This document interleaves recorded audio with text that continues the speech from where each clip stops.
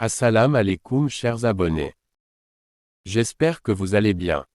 Nous arrivons aujourd'hui au dernier épisode de notre série sur la biographie du prophète Muhammad, paix et bénédiction soient sur lui.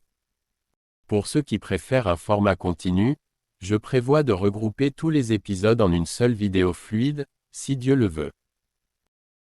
Pour l'heure, nous allons explorer ensemble les événements qui ont marqué la période suivant la conquête de la Mecque, ainsi que le poignant pèlerinage d'adieu du messager d'Allah, et enfin, les circonstances de son rappel à Allah. Après la conquête de la Mecque, consolidation de l'islam. Suite à la victoire éclatante des musulmans à la Mecque, le prophète, paix et bénédiction soient sur lui, y est resté 19 jours. Il a saisi cette opportunité pour inviter les habitants à la droiture et à la crainte d'Allah. Un acte majeur fut l'ordre de détruire toutes les idoles afin de purifier la Kaaba et les maisons de toute forme de polythéisme. Cette purification a rendu impératif de sécuriser la région face aux menaces persistantes. Cela a mené à des événements cruciaux comme la bataille de Hunayn, le siège de Taïf, et d'autres expéditions visant à pacifier et stabiliser l'ensemble de la péninsule. Le pèlerinage d'adieu, un rassemblement historique et un sermon éloquent. Lorsque la saison du pèlerinage arriva, durant la 10e année de l'Hégire, le prophète, paix et bénédiction soient sur lui, exprima son intention d'accomplir ce qui allait être son dernier pèlerinage. La nouvelle s'est répandue rapidement et des tribus arabes se sont rassemblées en masse. On estime que plus de 100 000 musulmans l'ont accompagné pour ce Hadj mémorable. Imaginez cette marée humaine, tout vêtue de blanc, unis dans une même intention, répondant à l'appel de leur Créateur pour cette immense adoration. Ils suivaient les rites, imitant chaque geste du prophète, paix et bénédiction soient sur lui, qui entra à la Mecque le 4e jour de Dhul-Hidja. Il toucha et embrassa la pierre noire. Quelques jours plus tard, depuis le mont Arafat, il prononça son célèbre sermon d'adieu, dont voici quelques passages majeurs. Le caractère sacré de la vie et des biens. Ô peuple, tout comme vous considérez ce mois, ce jour, cette cité comme sacrée, considérez aussi la vie et les biens de chaque musulman comme sacrés. La justice et la prohibition de l'usure. Allah vous a défendu de pratiquer l'usure. Votre capital cependant vous revient. Vous n'infligerez ni n'endurerez aucune injustice. La vigilance face à Satan. Le prophète mit en garde contre les ruses de Satan, même dans les péchés considérés comme mineurs. Les droits des femmes.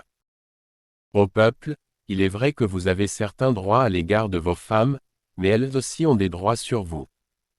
Traitez donc bien vos femmes et soyez gentils envers elles.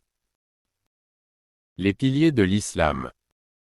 Adorez Allah. Faites vos 5 prières quotidiennes, jeûnez pendant le mois de Ramadan, donnez votre zakat, et accomplissez le Hajj si vous en avez les moyens. L'égalité universelle. Toute l'humanité descend d'Adam et Ève.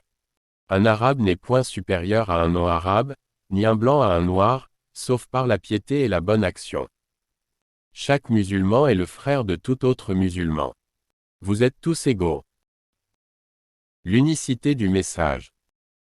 Ô peuple, aucun prophète ni messager ne viendra après moi, et aucune nouvelle religion ne naîtra. L'héritage laissé. Je laisse derrière moi 2 choses, le Coran est mon exemple, la Sunna. Et si vous les suivez, jamais vous ne vous égarerez. À la fin de ce sermon, le verset suivant fut révélé. Aujourd'hui, j'ai parfait pour vous votre religion, accompli sur vous mon bienfait et agréé pour vous l'islam comme religion. Sourate Al-Maïda, 5-3.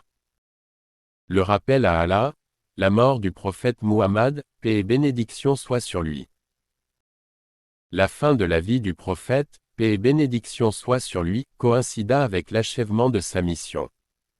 Parmi les signes de sa fin proche, ses retraites spirituelles prolongées, et la révélation de la sourate An-Nasr.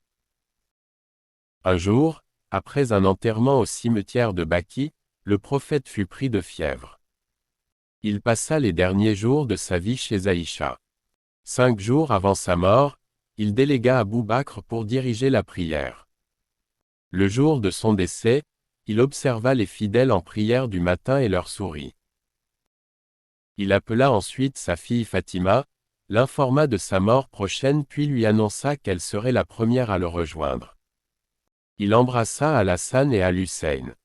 Il demanda le siwak et, après l'avoir utilisé, il dit « Il n'y a de divinité qui mérite l'adoration qu'Allah, certes la mort a ses affres. » Puis il leva son doigt et dit « Arafik al-Allah » vers la compagnie suprême.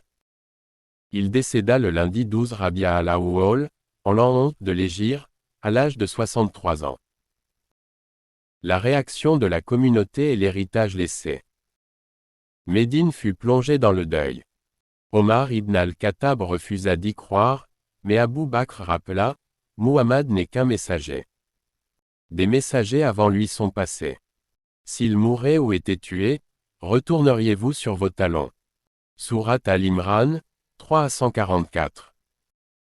Le prophète, paix et bénédiction soient sur lui, fut enterré là où il est mort, dans la chambre d'Aïcha, aujourd'hui intégrée à la mosquée du prophète à Médine. Conclusion, un modèle éternel. J'espère que cette série sur la vie du prophète Muhammad, paix et bénédiction soient sur lui, vous aura permis de mieux comprendre son message et son exemplarité. Qu'Allah fasse de nous des musulmans sincères qui suivent sa voie. Allah dit. En effet, vous avez dans le messager d'Allah un excellent modèle à suivre pour quiconque espère en Allah et au jour dernier et invoque Allah fréquemment.